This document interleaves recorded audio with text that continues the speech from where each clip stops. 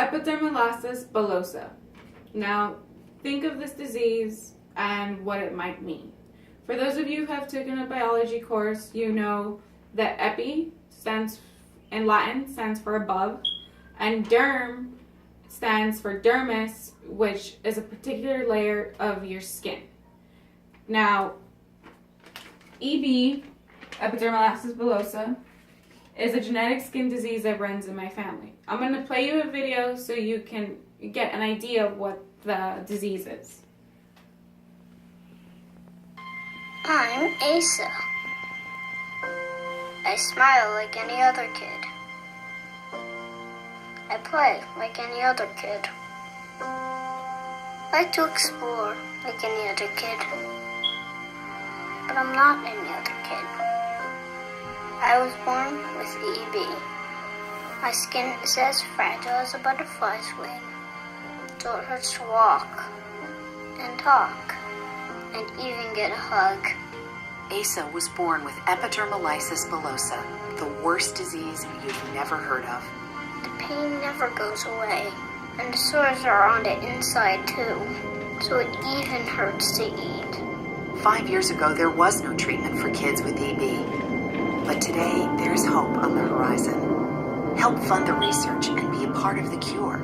Go to Deborah.org and give today, because the cost of doing nothing is too great. So, with that being said, we will talk about the Deborah organization later and what it is. But first, I want to tell you why this disease is important to me. This disease is important to me because it runs in my genetic makeup. You might be looking at me and thinking, well, her skin looks fine. And that is true, but I am a carrier of the disease. The 2010 Orphan Journal of Rare Diseases specifies that based on genetic characteristics, EB is an inherited disease that affects the skin, which causes lots of blisters. The skin is very fragile, and there is also a lot of wounds inside the body and as well as outside of the body.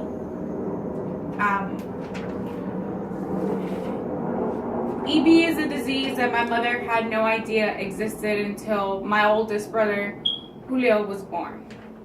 Now, my mother had a pregnancy which was totally fine.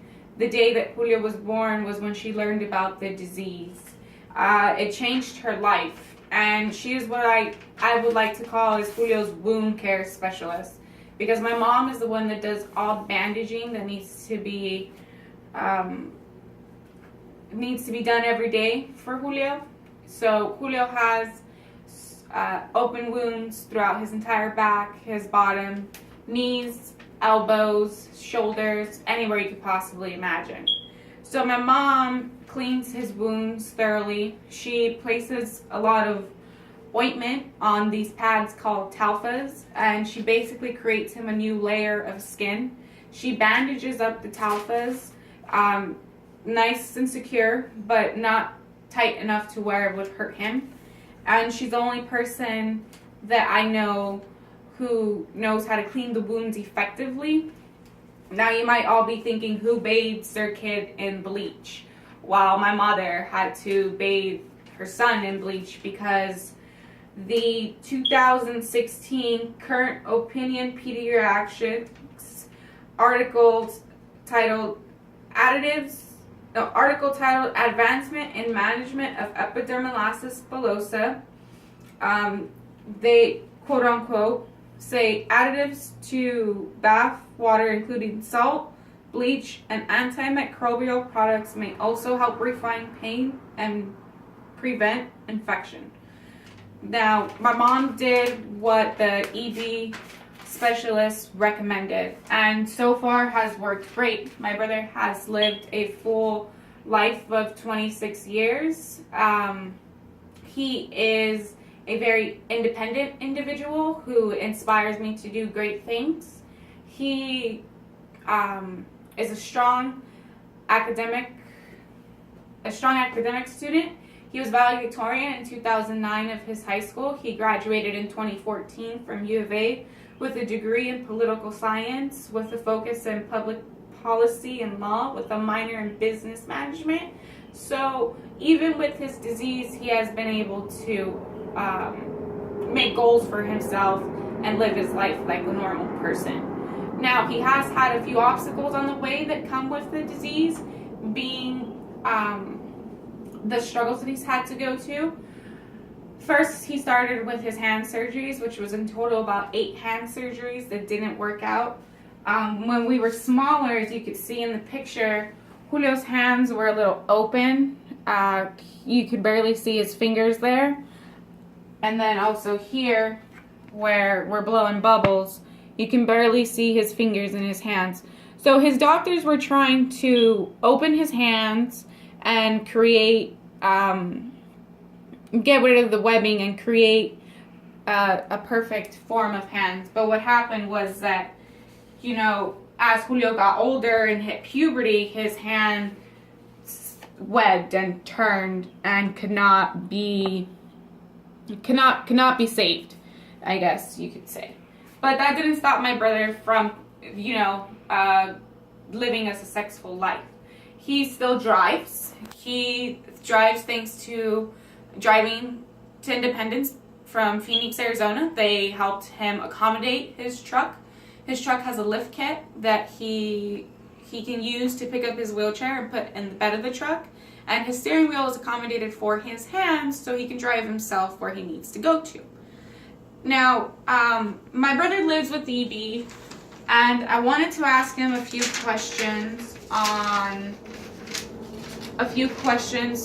what it's like to be a person that lives with EB. So my first question to him was, how do you respond when people ask you what is wrong with your skin? And his answer was, well, I tell younger kids that I fell off my bike because it's simpler to explain. And I tell adults that I was born this way, and they always seem to think that I'm a burn victim. So he lets them know that he was born with the disease, that he didn't develop these wounds from an accident. My second question to him was, what are your thoughts on the Deborah organization? And he says that he has had great experiences with the Deborah organization, that he has attended many conferences in California, and because of those conferences, he has met with doctors in Stanford University who have looked at his skin, have given my mom recommendations, and who also still talk to his doctors out here in Arizona. So even with all the accomplishments that my brother has made academically, he has had struggles because recently he's gone into a few more surgeries. His internal wounds are becoming more severe, and his esophagus has started to rupture, to open, causing what they call a stricture, meaning that he's having a very hard time passing food because there's a wound in there, and the wound gets the old food that he's eating and it's clogging everything up and they can't open it. So what they did was install the feeding tube, and the feeding tube didn't work out. It popped off. So with all his surgeries, I asked if he has heard of stem cell research to treat individuals with EB, and he hasn't gotten back to me on that yet, so we're still waiting on that. That's a component that's going to come into this speech. But I have found some research that there have done stem cells. They've used the placenta of other organisms, and they've done a study with some mice to help treat individuals with EB. And this is what I have so far for my speech. I still want to talk more about the Deborah organization and how you can become a volunteer and how you can donate, and I plan to pass out pamphlets. This is just my rough draft of my speech, and I hope you liked it. So I'm just going to come to a close right here, and hopefully on speech day I have everything prepared for you guys. Thank you.